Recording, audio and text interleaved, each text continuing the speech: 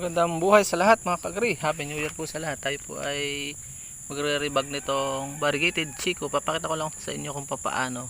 Sa sunod na video papakita ko sa inyo paano magtanggal naman ng plastic. Sinisipagan natin bago taon. Actually nagawa ko nito kagabi oh. Ilan na lang yung papakita ko sa isa na lang para lang may makita kayong sample. Yun lang. Let's go.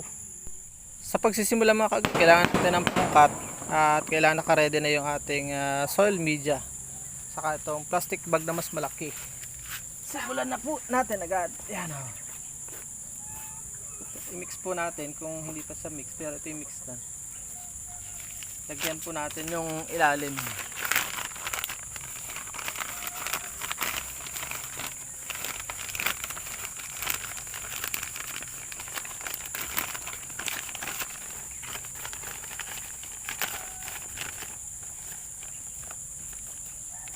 Lagyan natin ito.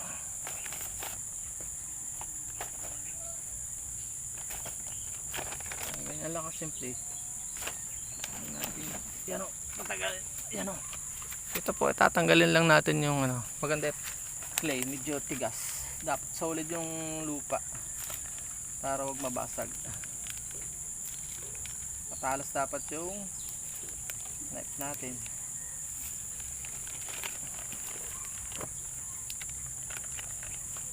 Ayan.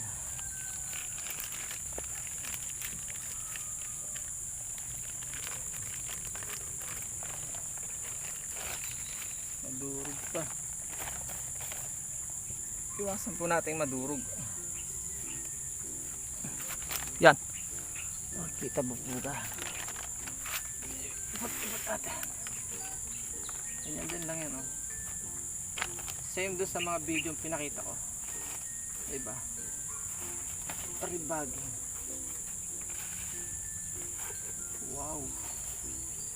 Ang bango lang. Naamoy ko. New Year po ito. Ginawa. Saktong New Year. Kailangan double time tayo sa sipag. Ayan o. Medyo ilog-ilogin natin. Ayan o. Sa pubaga. Ayan o. Ganyan lang kasimple. As simple as that. Tapos sa next video tatanggalan natin ang mga dito. Ito, tatanggalin natin to. Sundan nyo lang po yung next video. Tapatas ko muna ng bongga ito din eh. So yun lang, maraming salamat. Please support all Filipino vloggers para tanan sa madun ka sa tulahing Filipino. Happy New Year po muli.